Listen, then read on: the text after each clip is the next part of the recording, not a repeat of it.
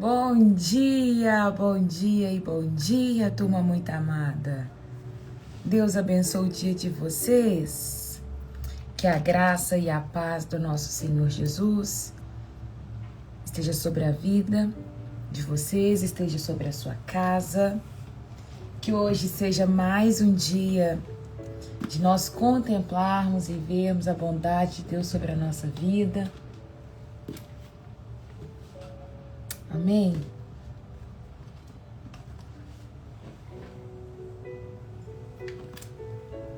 Bom dia, sejam todos bem-vindos a mais uma live devocional.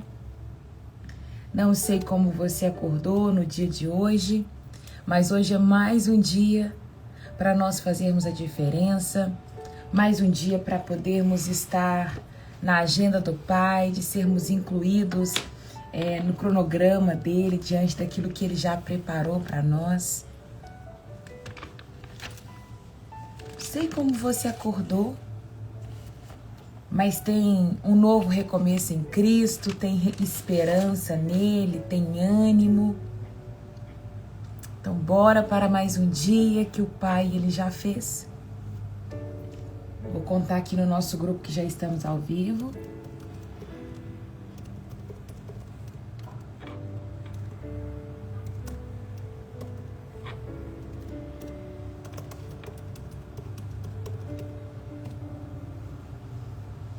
Como que vocês passaram o final de semana? Passaram bem? Me deem notícia de vocês, como é que estão? Estão bem? Todos bem? Bom dia, Maria. Deus te abençoa. Bom dia, Soneide. Bom dia, Lila. Deus abençoe a vida de vocês. Enquanto a nossa turma vai entrando, nós vamos orar e agradecer o Senhor por mais um dia. Se você pode, aí na sua casa, feche seus olhos. Feche seus olhos e comece a agradecer o Senhor por mais um dia. Não pelo que Ele faz, mas por quem Ele é. Amém? Deus, Pai, nesta manhã nós queremos te agradecer. Obrigado por mais um dia de vida. Obrigado pela tua bondade sobre a nossa vida. Obrigado porque o Senhor é o nosso Deus. Queremos, Pai amado, pedir para que o Senhor, nesta manhã, venha purificar a nossa mente, o nosso coração, purificar todo o nosso ser, Pai, para que possamos mesmo compreender a Tua vontade, nos aproximar do Senhor e sermos transformados, Pai, segundo a Tua vontade, segundo a Tua semelhança, sermos de fato parecidos com o Senhor. Deus, eu quero entregar esse momento devocional nas Tuas mãos. Peço para que o Senhor nos dê conhecimento da Tua Palavra.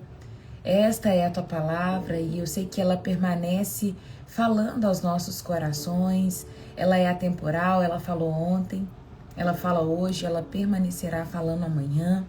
Então fala aos nossos corações. Eu sei que cada pessoa que entra nessa live, Pai, ela chega de uma forma. Alguns muito felizes, outros chateados, alguns com o coração abatido, outros necessitando de força. Eu peço para que o Senhor fale de acordo com as particularidades, Pai. Vá de encontro a cada coração. Que o Senhor dê ânimo para aquele que precisa, que o Senhor seja refrigério, que o Senhor venha com porções de cura, que o Senhor possa mesmo vir com a porção específica para cada um dos teus filhos. Que esse esteja um lugar, Pai, da manifestação do Senhor. Que o Senhor tenha liberdade de usar os meus lábios, a minha boca, os meus olhos, todo o meu ser eu entrego ao Senhor nesta manhã, para que o Senhor manifeste a Tua vontade. Que eu esteja, Pai, exatamente no lugar que o Senhor esperava. Eu entrego cada casa nas Tuas mãos, cada família aqui representada nas Tuas mãos, que o Senhor possa mesmo escondê-los, Pai, debaixo da Tua potente mão, que o Senhor venha os livrar de toda seta maligna, de toda perturbação do inferno, de toda opressão das trevas, em nome de Jesus. Que tudo que foi enviado para as nossas vidas, Pai, que venha voltar de onde veio, em nome do Senhor Jesus. Nós não aceitamos, Pai. Nós entregamos na cruz toda obra feita para a nossa vida, para nos paralisar, para nos adoecer, para nos matar. Em nome de Jesus é o que eu te peço. Nós declaramos que vamos avançar conforme a tua vontade, com simplicidade de coração, meu Deus, compreendendo a tua palavra, debaixo da tua vontade, sem o nosso ego, Pai, sem o nosso eu sendo engrandecido, somente com a tua vontade e com aquilo que o Senhor nos designou para ser, em nome de Jesus. Amém. Esta é a minha oração, Pai. Fique à vontade, Deus, em nome de Jesus. Amém e amém. Amém? Eu posso ler um amém? Bom dia para você que eu não dei bom dia. Que Deus nos dê a graça de avançar em mais um dia, que seja mais um dia regado pela bondade de Deus, pelo amor dEle, o favor dEle sobre as nossas vidas. Mesmo? Não é mesmo? Nós estamos em uma trajetória lendo a Bíblia em ordem cronológica. Talvez você está aqui nessa live pela primeira vez, seja bem-vindo, seja bem-vinda. Hoje nós vamos finalizar o livro de Ruth. Tem alguém que está aqui pela primeira vez? Se você está aqui pela primeira vez, seja bem-vindo em nome de Jesus. Nós vamos para o final do livro de Ruth e nós vimos aí toda uma trajetória com o livro de Ruth. E o livro de Ruth tem ensinado muita coisa pra gente, né? Uma das coisas que mais marca a gente olhando pro livro de Ruth é como o Senhor, ele tem sempre essa capacidade de transformar, né, esse cenário de dor, o cenário de escassez em bonança, o cenário de dor, de luto em vida, o cenário de não favorecimento em benevolência, em bondade, sabe? Deixa eu ver. Jacione, seja bem-vinda, viu, minha irmã? Nós estamos aqui lendo a Bíblia em ordem cronológica, passando agora pelo livro de Ruth. Vou contextualizar, eu espero que você consiga entender.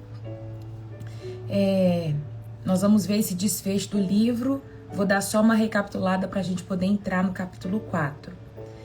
Eu falo que é muito bonitinho ver isso, essa parte de Deus, sabe? Como Deus, ele pega esse cenário de desfavorecimento e traz ele aqui em benevolência, sabe? E vai falar assim, olha, eu sou Deus que pode mudar toda essa situação. Nossa mente, gente, vou só trazer aqui pra gente poder entender. A nossa mente é muito limitada. Eu tenho alguns sonhos, eu tenho alguns lugares que eu quero ainda chegar por sonho, por vontade, realização própria, que na minha mente é completamente limitado, sabe? Por recursos financeiros, por disponibilidade de tempo, por limitação de espaço geográfico e um monte de coisas mais. Mas para o nosso Deus, é como se fosse num estalar de dedo e ele pode movimentar todas as coisas. Porque para o nosso Deus não existe impossível. Não existe impossível para o nosso Deus. E é isso que muitas das vezes a nossa mente trava. A nossa mente trava quando se trata de Deus operar o impossível. Toda vez que a gente fala assim, Deus vai fazer um milagre, a nossa mente dá uma travada. Mas foi a fé que moveu as pessoas que caminharam com Jesus a experimentar milagre. Só experimenta milagre quem abre a mentalidade para entender o que é fé. Só experimenta milagre quem abre a mentalidade para entender o que é fé. Anota essa frase. Eu vou anotar também. Só experimenta milagre quem abre a mentalidade para entender o que é fé. Consegue compreender? Só experimenta milagre quem abre a mentalidade para entender o que é fé. O tempo todo, quando Jesus está caminhando com os seus discípulos, ele vai falar o tempo todo, a fé de vocês ainda está pequena. Por que vocês ainda estão nesse estágio de fé? Caminhar com Jesus exige de nós fé. Quando está naquele momento da tempestade, que Jesus vira para os discípulos e fala assim, vamos para o outro lado da margem. Quando Jesus fala para eles assim, vamos para o outro lado da margem do rio, e vem uma tempestade, porque naquela época eles viviam em montanhas e tinha degelo. Então, vez ou outra, vinha ventos e aquilo ali gerava tempestade. Então, quando eles atravessavam aquele lago, veio uma tempestade. Indo de uma margem para outra, veio uma tempestade atemporal. E ali começa a ficar agitado o lago, o mar onde eles estavam. E Jesus estava dormindo, com toda certeza cansado de tudo que ele estava operando, fazendo, talvez um dia exaustivo, e Jesus estava cansado. E os discípulos começam a ficar desesperados. Por quê? O vento começa a chacoalhar, as ondas começam a entrar ali, trazer água para dentro do barco. E a fala dos discípulos é, Jesus, não te importa que pereçamos? Jesus, você não está importando que a gente vai morrer? Jesus acorda e fala, homens de pequena fé, até hoje vocês não aprenderam. Estão caminhando comigo há tanto tempo e a fé de vocês ainda não cresceu? Sabe, isso mostra que Jesus espera que aqueles que estão em uma caminhada com Ele tenham um esticamento na sua fé. Talvez nós não vamos ter um nível de fé no momento exato em que conhecemos Jesus, mas Jesus ele espera que a nossa fé ela seja desenvolvida durante a caminhada. Não era obrigação de Pedro ter uma fé mediante o encontro que ele teve com Jesus. Por quê? Quando ele encontrou com Jesus, a única coisa que o mestre fez foi, olha, lança sua rede, que você vai buscar o peixe agora. Ele tinha passado uma noite inteira pescando, não tinha trago nada, e na hora que Jesus fala com ele assim, olha, joga de novo. Aí ele joga a rede e puxa aquela rede cheia de peixes. Ali ele experimentou o primeiro milagre com Jesus. Então ele sabia que Jesus não era qualquer pessoa, que Jesus ele era o Messias. Ali Pedro já começou a falar assim, olha, esse homem é um homem diferente. Já tem um passo de fé. Só que Jesus começa a trazer Pedro, João, Tiago, vai vir todo mundo, a tropa dos discípulos vai vindo com Jesus, e tudo que Jesus está ensinando é que eles tenham uma vida parecida com a de Jesus. Vem comigo, sabe? Aprendam comigo. Só que no episódio da tempestade no barco, Jesus está esperando que eles tenham fé e a fé ainda não chegou. Só que fé é um ponto exigido para aqueles que caminham com Cristo. Porque se você não tem fé, você não consegue ver o milagre. Se você não tem fé, você não consegue ver o milagre. Todos aqueles que experimentaram milagres tinham visto, todos os que experimentaram milagres tinham um ponto de fé.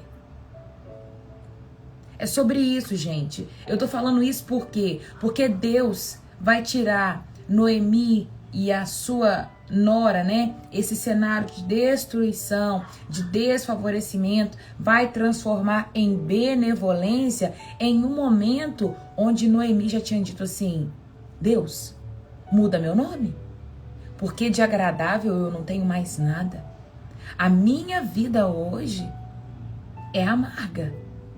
Eu já não tenho mais nada para poder dizer que a minha vida é agradável.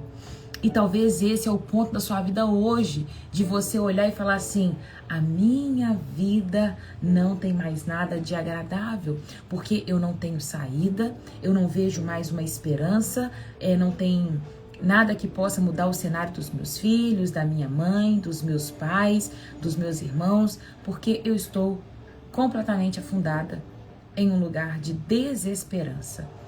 Aí eu te convido a olhar para o Senhor e esticar, fazer isso aqui com sua fé. Porque quando nós olhamos para um cenário de desesperança, somente Cristo pode operar por nós. Ele espera, gente, ele está esperando a gente colocar nas mãos dele. Ele está esperando. O problema é que nós ficamos remoendo, questionando, murmurando, ao invés de deixar nas mãos dele.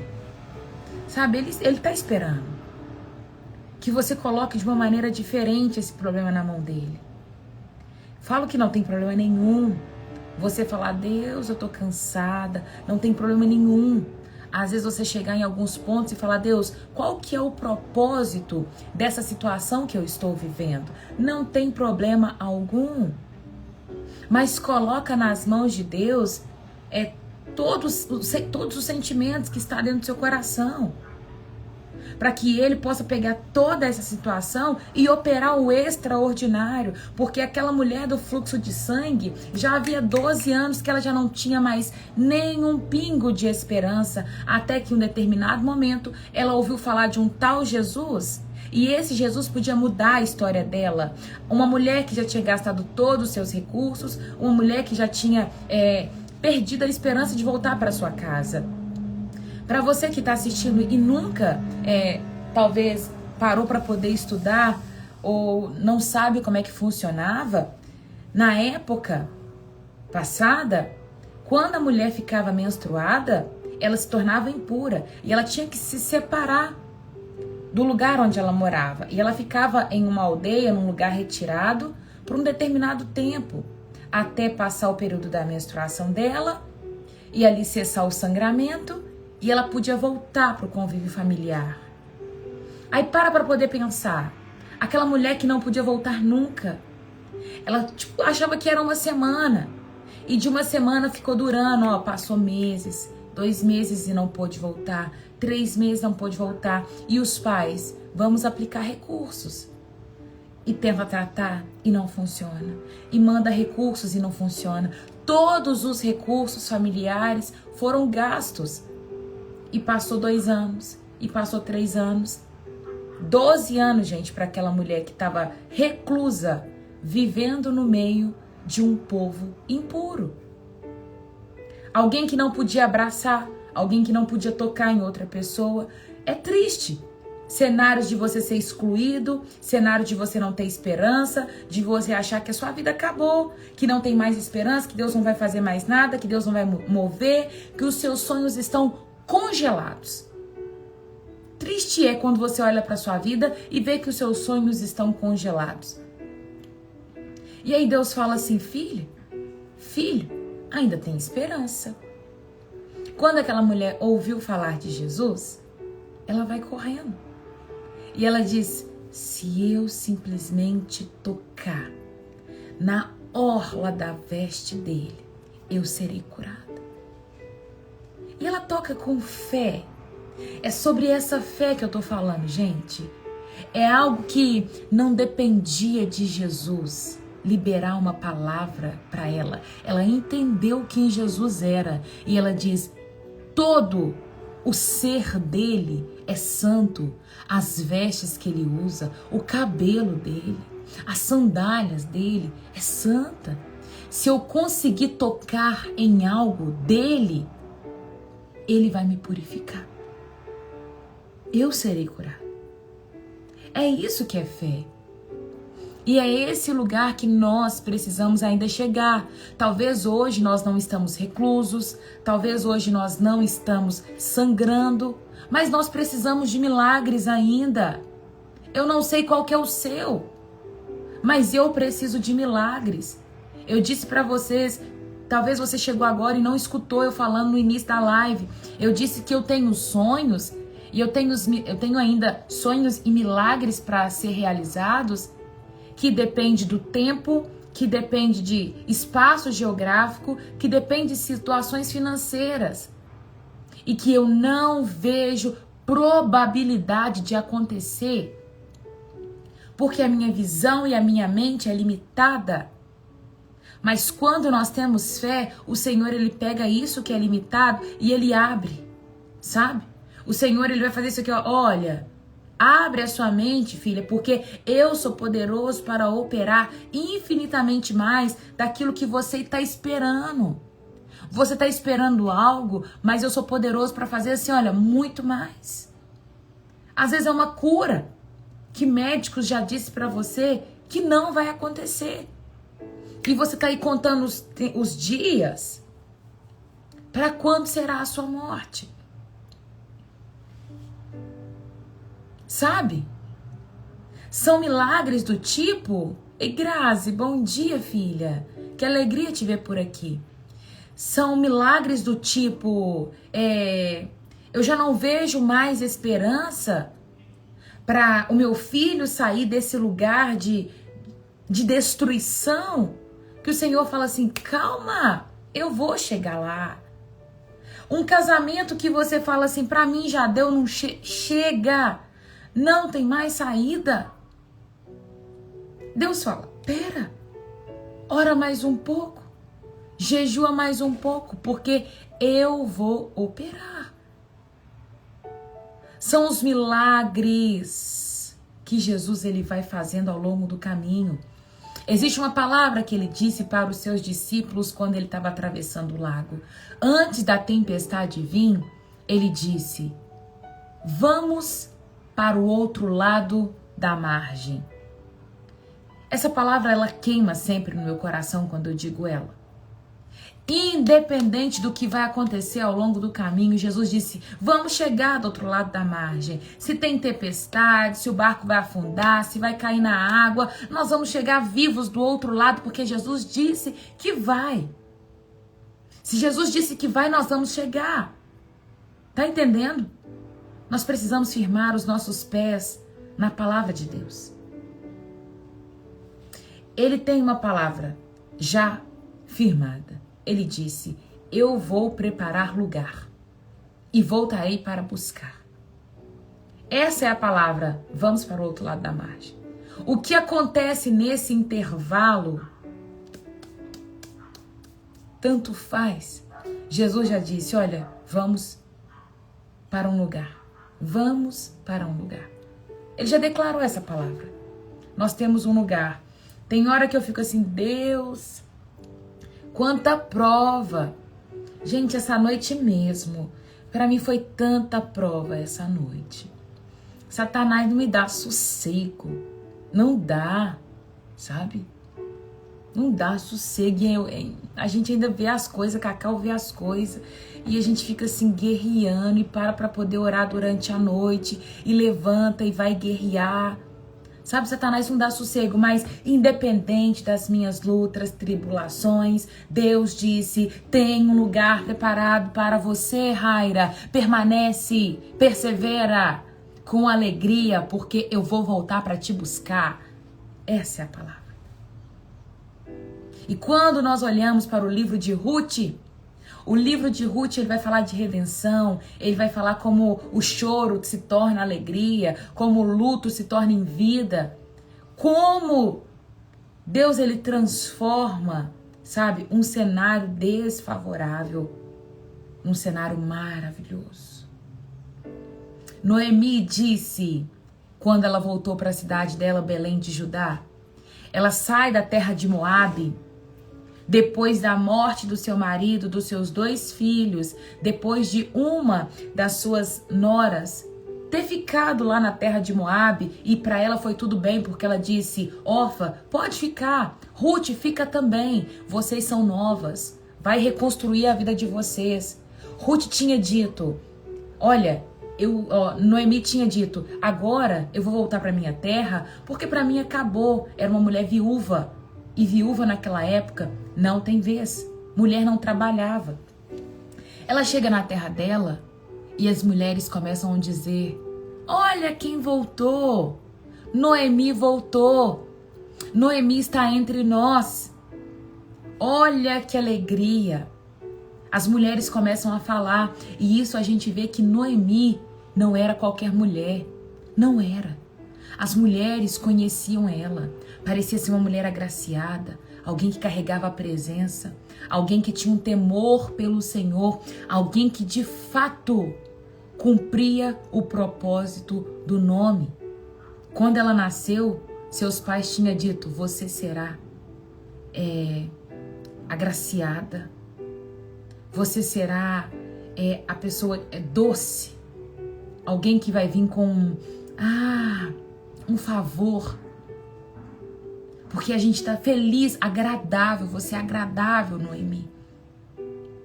Ela cumpriu o propósito do nome. Só que quando ela chega na cidade, ela vira para as mulheres e fala assim: gente, chega, para, não sou mais Noemi. Deus, ele tratou com o meu coração. Hoje eu me chamo Mara. Porque Deus fez da minha vida amarga. Para uma mulher, não sei qual que era a idade dela, mas dentro aqui dos meus chutômetros, eu imagino que Noemi devia ter uma idade aí de uns 55 anos, que ela tinha 2 filhos aí na idade de 20 e poucos anos, né? De 20 e poucos, 30 anos. Que Ruth devia ter essa idade também, de 25, 30. Nova, com a sua sogra de uns 50 anos. Elas não poderiam trabalhar, mas Ruth ainda assim vai catar, vai para a colheita, vai colher cevada no campo. E elas tinham um cenário de não tem como a gente reconstruir a vida. Noemi, ela tinha um terreno. Ela tinha um terreno que ela vivia com seu marido antes deles saírem da terra de Belém de Judá, antes da fome chegar nesse lugar. Só que ela não poderia plantar no terreno dela, porque mulher não podia trabalhar. Então ela não podia plantar e muito menos usufruir do terreno que ela tinha. Então não tinha esperança nenhuma para ela. E Ruth não queria casar. Ruth estava do lado dela o tempo todo e Ruth não casava. Até que ela falou assim: filha, vai dar seu jeito. E aí Deus vem e muda a história de Ruth. Deus vem e muda a história de Noemi. Nós vamos entrar no capítulo 4 de Ruth, vendo a alegria dessas duas mulheres. Nós terminamos o capítulo 3, para você que está aqui pela primeira vez, seja bem-vindo, seja bem-vinda. Nós lemos na sexta-feira o capítulo 3 de Ruth e nós falamos do momento em que Boaz, ele dá uma festa para os seus ceifeiros e ele estava muito alegre. Depois de comer, depois de beber, ele estava muito alegre. Noemi tinha dado uma ordem para Ruth e falou assim: Ruth, vai lá, deita aos pés de Boaz e peça a ele para ser o resgatador da sua vida, porque na nossa família ele é resgatador, né? Ele é Goel, é o termo Goel, ele é resgatador da nossa família. E aí o que ele faz? Quando ele chega, depois da festa terminar, ele deita, ele estava muito alegre. Esse alegre não significa que ele estava tonto, ele não tinha bebido demais, ele estava alegre porque a colheita tinha sido boa. E Ruth deita aos seus pés. Ele acorda pela noite, fica surpreso de ter uma mulher nos seus pés, e quando ele vê que era Ruth, Ruth fala com ele assim: seja o meu resgatador. Você disse que o Senhor me esconderia debaixo das suas asas, então recobre você a sua capa sobre a minha vida. Ou seja, tira da minha vergonha, dá um outro rumo para a minha vida. É isso que ela está pedindo, coloca a sua capa sobre mim. E Boaz fala assim: olha, eu vou dar um jeito nisso. Porém, tem alguém da minha família que vem antes de mim que pode resgatar.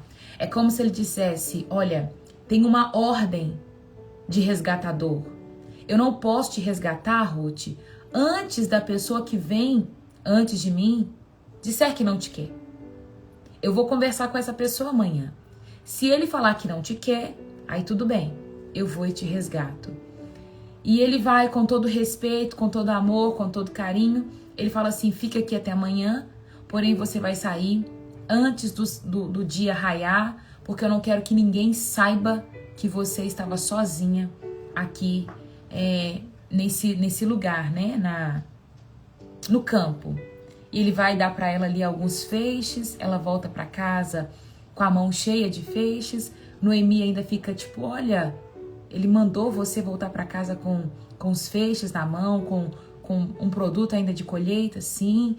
Ele era um homem muito generoso. E Noemi falou, olha, agora, Ruth, você descansa, porque se Boaz disse que ele daria um jeito, pode ter certeza que ainda hoje ele dará um jeito.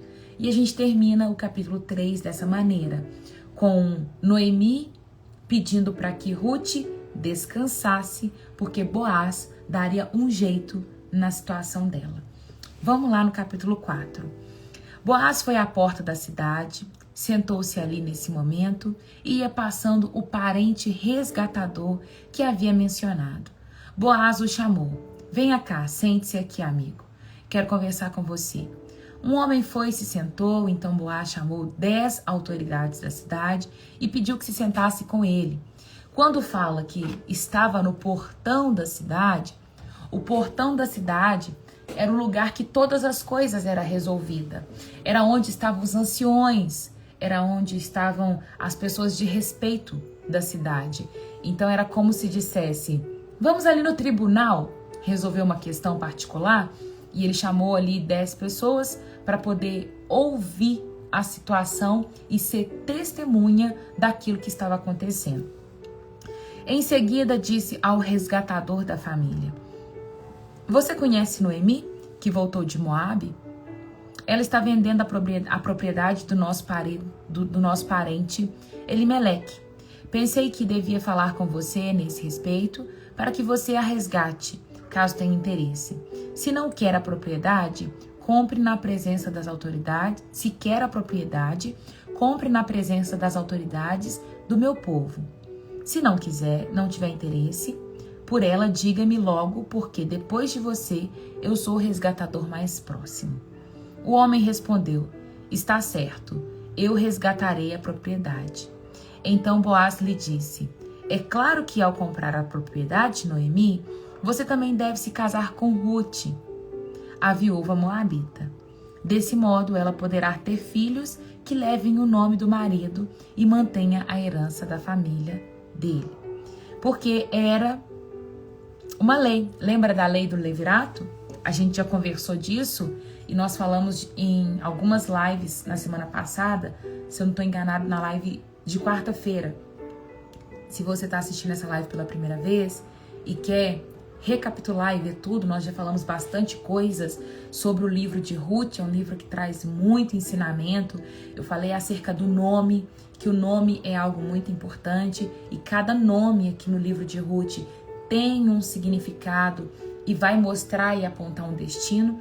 A lei do levirato era que quando havia morte na casa, o irmão mais próximo deveria casar com a viúva para que se mantivesse ali o nome. Nesse caso, não sobrou irmão, então o parente mais próximo, né, o de primeiro grau, vai vir resgatar e assim sucessivamente para que a linhagem permaneça. Então, o nome que vai ser lembrado não é o nome da pessoa que se casar com Ruth, mas é o nome do marido que ela tinha antes. O marido morto é que levará o nome para que a linhagem permaneça, tá? Então é isso que Boaz está explicando. Olha, quando ele disse para o resgatador, Noemi está vendendo a propriedade de Elimeleque, você quer? Ele diz, quero. Aí ele falou, mas quem comprar a propriedade vai ter que casar com Ruth, que era esposa de um dos filhos dela, para que a linhagem permaneça. Aí olha o que ele diz. Se é assim, eu não posso resgatá-la, respondeu o parente resgatador. Isso poria em risco minha própria herança. Resgate você a propriedade, eu não posso fazê-lo. Ele está dizendo, eu não vou pôr em risco a minha herança, uma vez que eu posso ter um filho com ela e comprometer aquilo que já é meu. Naqueles dias, havia o seguinte costume em Israel. Quando alguém queria transferir o direito de resgate e troca, tirava a sandália e entregava a outra pessoa para validar publicamente a transição. Assim, o outro parente resgatador tirou a sandália e disse a Boaz, compre você a propriedade. Então Boaz disse às autoridades da cidade e ao povo ao seu redor, vocês são testemunhas de que hoje eu comprei de Noemi toda a propriedade de Elimeleque, Quilion e Malom, e junto com a propriedade tomei como esposa Ruth, viúva moabita de Malom.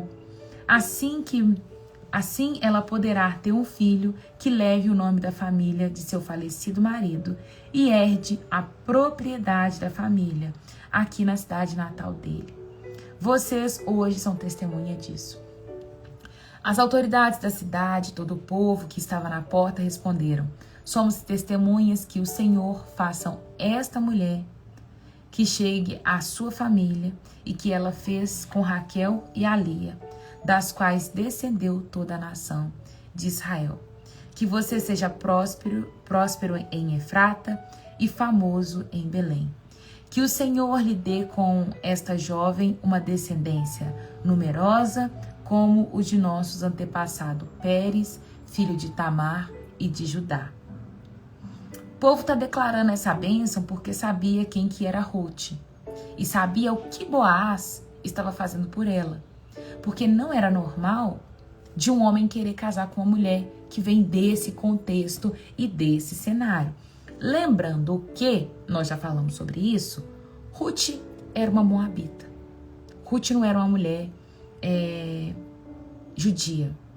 Ela não era uma mulher com linhagem real. Era uma mulher que era julgada entre os povos dele. Deus disse, não se casem com nenhuma mulher moabita. Porém, eu vejo aqui Boaz cumprindo algo muito maior. E quanto a isso, eu quero chamar a atenção de vocês. Eles tinham uma lei, né, uma regra, na verdade uma regra, que não deveria se casar com mulher moabita. Por quê? Foi o povo moabita que amaldiçoou o povo de Israel quando passava por essas terras. E Deus disse, né, a Abraão, eu vou abençoar o povo que te abençoar, mas eu amaldiçoarei os que te amaldiçoarem. E os moabitas foram os povos que pagou Balaão para amaldiçoar o povo de Israel. Então, por isso, Deus colocou uma maldição sobre eles e disse, não quero vocês casando com mulher moabita. Pronto, regra. Porém, como que resolve nessa situação? Boaz era israelita. Um homem temente a Deus, nós vemos desde o capítulo 1, que temia ao Senhor. Ele chega na sua eira lá, deixa eu ver se é eira. Ele chega diante dos seus ceifeiros, lá onde eles trabalhavam, dizendo, o Senhor seja contigo, no capítulo 2. Então a gente vê que ele não era qualquer homem, ele temia ao Senhor. Como que resolve isso agora? Boaz, ele olha para a lei, e a lei diz, ame o seu próximo. Então por isso ele se casa com ela.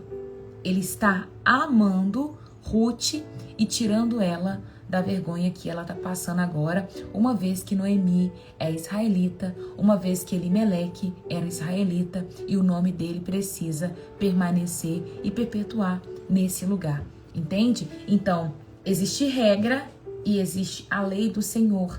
Então, que o amor sobressaia a qualquer regra que tenhamos.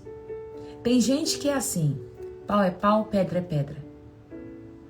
Mas tem hora que o pau, pedra é pedra, precisa ser quebrado para que o amor sobressaia.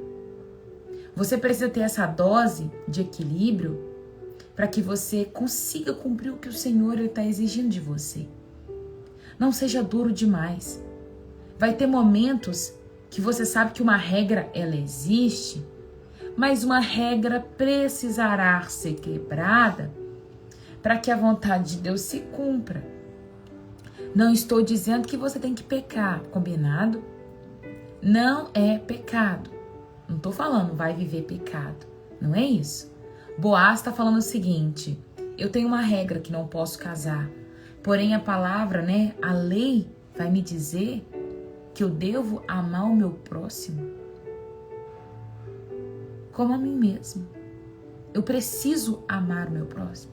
Então a lei que ele está aplicando aqui é a lei do amor. Entende? O amor está sobressaindo a uma regra que foi criada, a uma palavra que Deus tinha liberado sobre eles. A lei sobressaía. Entendeu? Hoje, a lei ainda permanece sobressaindo.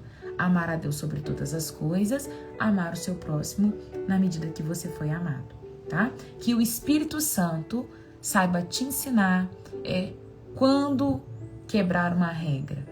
Lembra que nós falamos disso lá com a Raabe? Que Raabe, ela fala uma mentira? Ela diz que aqueles homens não estavam lá para salvar todo aquele povo. E eu disse que era uma mentira e vem como a gente conhece como uma lei moral.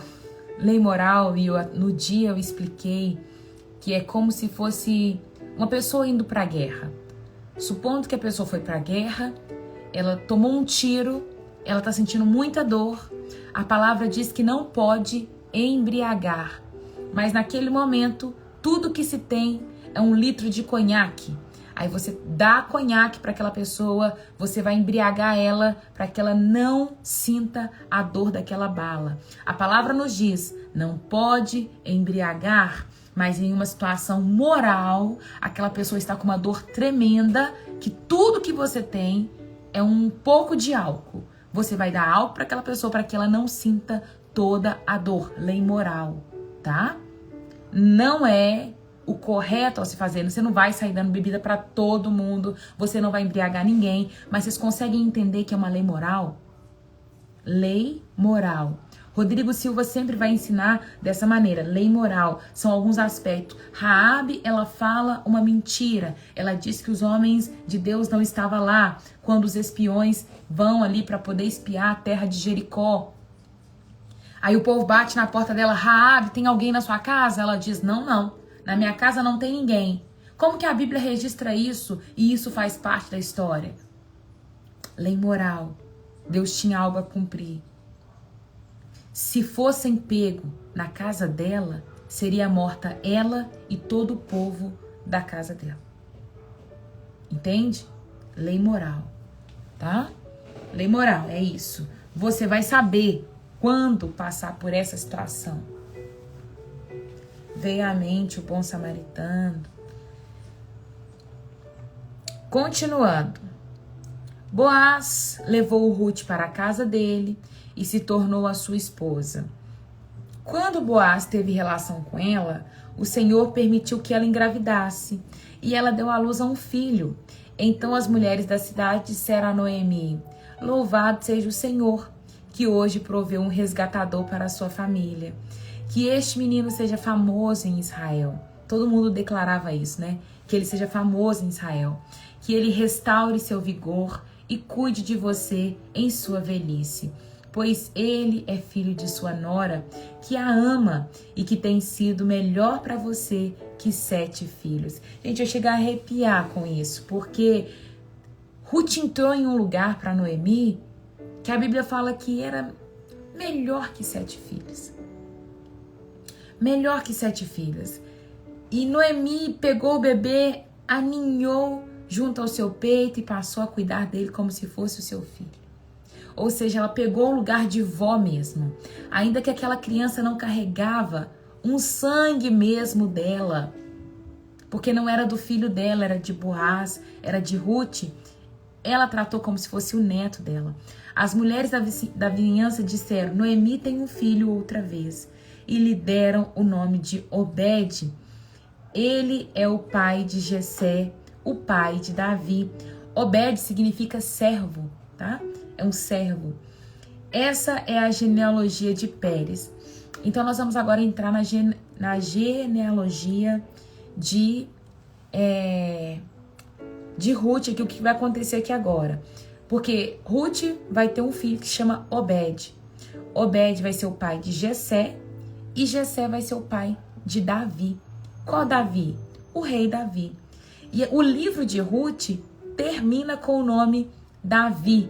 E isso para nós tem uma grande simbologia, porque o tempo todo nós vamos apontar para Cristo. Olha como é que termina. Esta é a genealogia de Pérez. Quem que é Pérez? Aquele que começou lá antes. Não começa em Judá, começa em Pérez. Pérez gerou Esrom. Esrom gerou Rão. Rão gerou Abinadab. Abinadab gerou Naasson. Naasson gerou Salmão. Salmão gerou Boaz. Boaz gerou Obed. Obed gerou Jessé. E Jessé gerou Davi. Quando a gente pega a genealogia, essa é a genealogia. Pérez, Esrom, Rão, Abinadab, Naasson, Salmão, Boaz, Obed, Jessé e Davi. Trazendo para quando você vai estudar numerologia ali na Bíblia, não numerologia de astrologia, tá, gente? Mas os números na Bíblia, o número 7 e o número 10 tem uma representação muito importante. E é o lugar ocupado por Boaz e por Davi. E ali vai ver que Davi é de onde vai vir o nosso Senhor Jesus. Eu tenho mais outra imagem para colocar para vocês, mas antes eu quero falar sobre a alegria, sabe? Não sei se vocês sabem, vou só abrir Mateus aqui para a gente ver algumas coisas. Engraçado aqui não citar Judá, sabe? Porque era para começar em Judá. Só que Judá não está sendo citado, né? Falta Judá. Judá não está sendo citado hora nenhuma, mas porque Judá ele foi negligente. Lembra com Tamar? Quando a gente chega em Mateus, deixa eu parar de compartilhar. Quando a gente chega em Mateus, a gente vai ver a genealogia de Jesus. Vai estar escrito assim: Abraão gerou Isaque, Isaque gerou Jacó. Jacó gerou Judá e seus irmãos. Judá gerou Pérez e Zerá, cuja mãe foi Tamar. Pérez gerou Esrom, aí começa de novo a genealogia, né? E aí vai vir essa que a gente acabou de citar. Mas a mãe de Pérez foi Tamar, aquela que também teve que viver o levirato, que pediu, olha, eu preciso de um marido. E Judá foi negligente com ela, sabe? Ela vai, por favor, me dê um marido, sabe? E ela vai clamar, e Tamar tá aqui, ó. Aquela que sofreu, ela é a mãe de Pérez.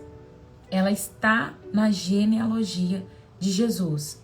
A gente termina Ruth citando a genealogia e eu falo para vocês, isso aponta para Cristo. Faz questão de terminar o livro de Ruth dizendo que termina com Davi, porque Davi é peça-chave para Jesus vir. Vocês aceitam um pouco de chá? Alguém aceita? Pega uma xícara aí. Vou te dar um pouquinho de chá.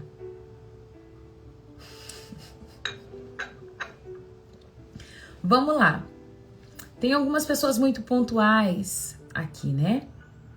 A gente vai ver Tamar. A gente vai ver Raabe na genealogia de Jesus. Isso tudo em Mateus, tá? Raabe foi a mãe de Boaz. Não sei se vocês sabem. Salmão gerou Boaz, cuja mãe foi Raabe, né? Então, a mãe de Boaz foi Raabe. Lila, pega a xícara aí que eu vou te dar. Rosa também. É que eu fui ficando rouca. E está uma delícia, gente. Chá de capim-limão. Uma delícia. Olha outra pessoa que a gente vai ver na genealogia de Jesus. Aí Ruth agora tá entrando aqui na genealogia de Jesus. E quem que era Ruth, gente? A Moabita. A Moabita tá aqui agora na genealogia de Jesus. A Ruth, ela vai ser a bisavó de Davi. A bisavó de Davi. Aí depois vem a geração de Davi. Davi vai gerar Salomão, cuja mãe tinha sido a mulher de Urias. Salomão gerou Roboão. Lembra do caso lá de o escândalo de Davi? Pois é, essa mulher tá aqui também. Entende? A mulher de Urias que foi morta? Pois é, ela tá aqui. Ela é a mãe de Salomão. E vai ter, entre outras, tá todo mundo aqui, gente. Essa é a genealogia do nosso Jesus.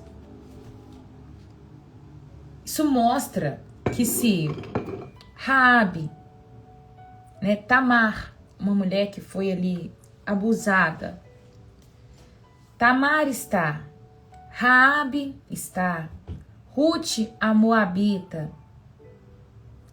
a mulher de Urias, que se deita com Davi, diante ali de um adultério. Todas elas estão ali na genealogia de Jesus.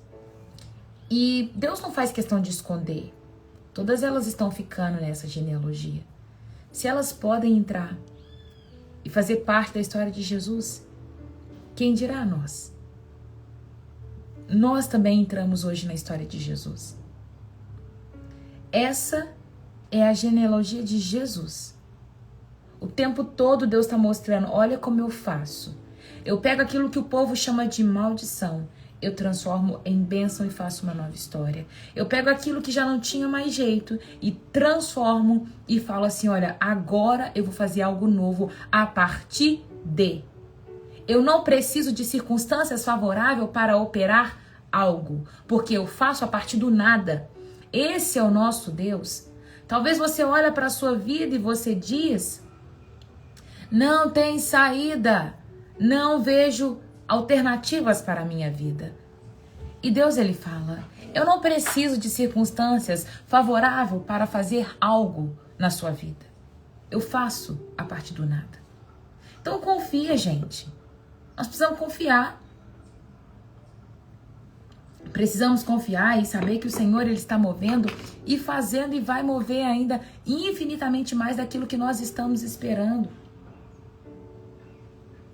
Só precisamos ter fé. E aí eu entro na frase que eu falei no início da live. Só experimenta milagre quem abre a mentalidade para entender o que é fé. Entenda o que é fé e você vai experimentar o milagre. Amém?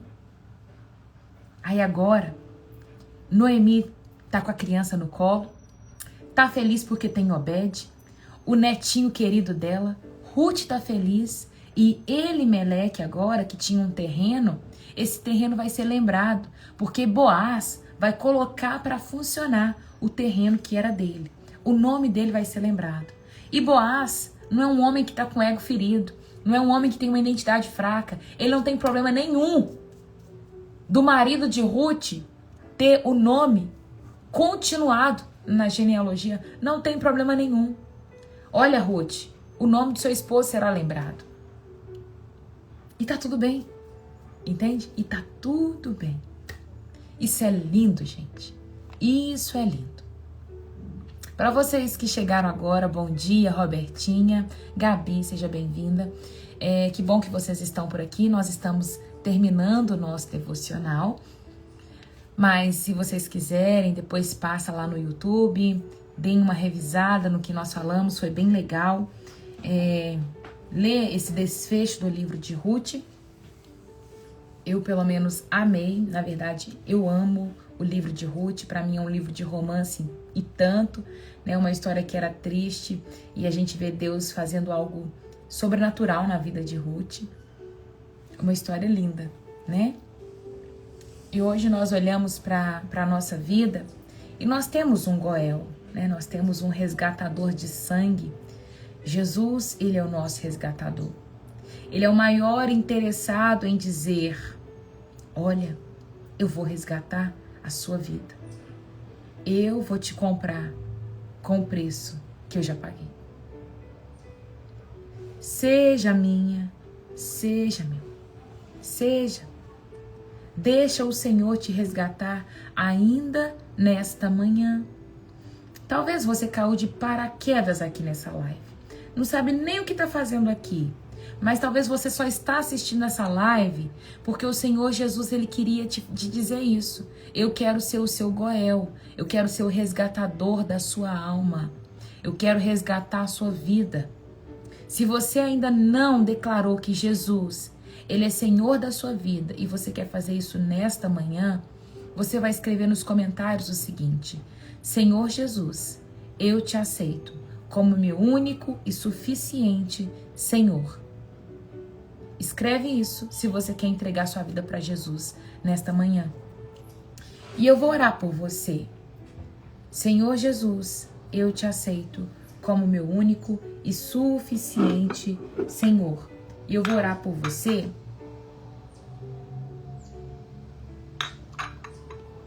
Porque Cristo, ele já te resgatou. Eu creio no agir de Deus. Resgata-me, Senhor. Se você já foi resgatado, você escreve: eu já fui resgatado, né? Se você já foi resgatado, você escreve: já fui resgatado. Eu já fui resgatado, né? Graças a Deus já fomos resgatados.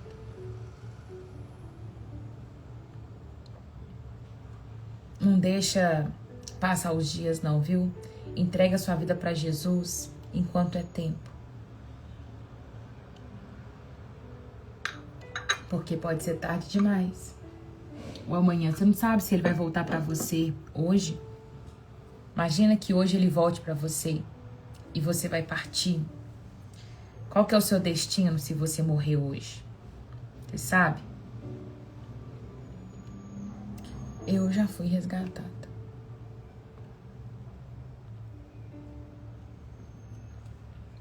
Eu já fui resgatada.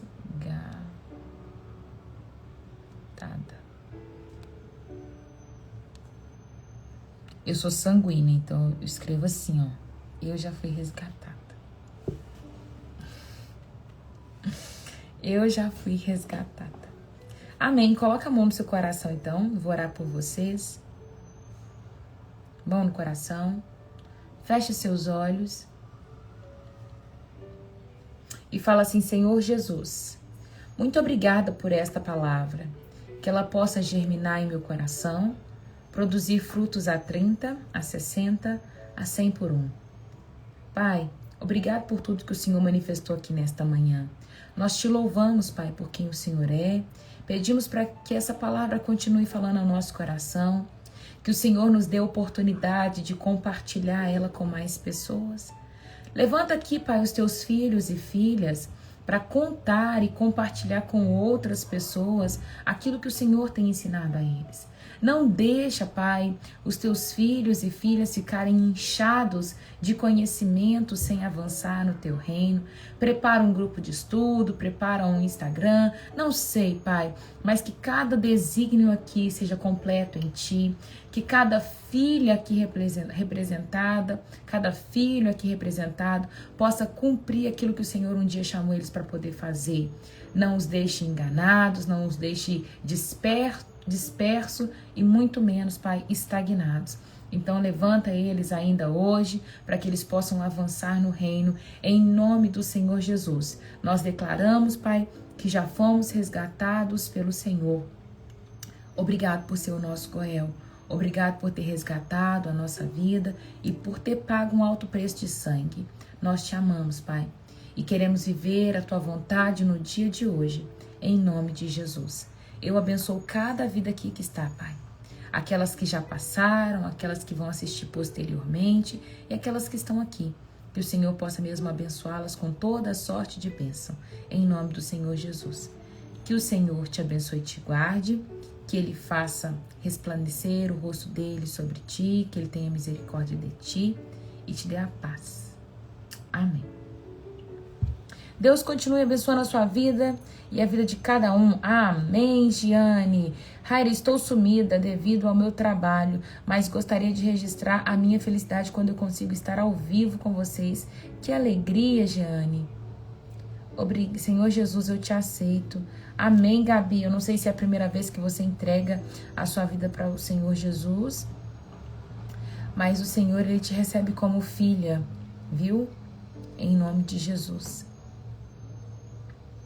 É isso, gente. É isso. Bom é começar o dia com o nosso Senhor, né? Alimentados, avivados, avançando. Quarta-feira estaremos juntos, começando mais um livro.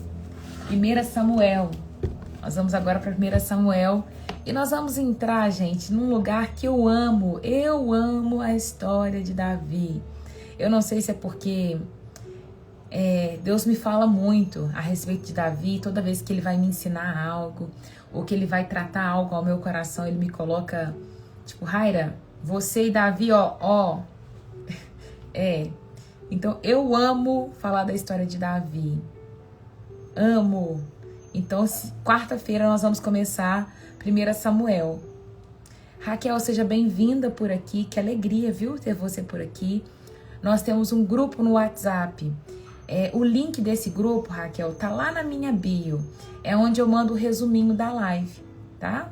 Mando o resuminho, mando falando que nós estamos ao vivo. O dia que eu não venho, eu dou notícia por lá, tá? Então, se você quiser entrar, fique à vontade.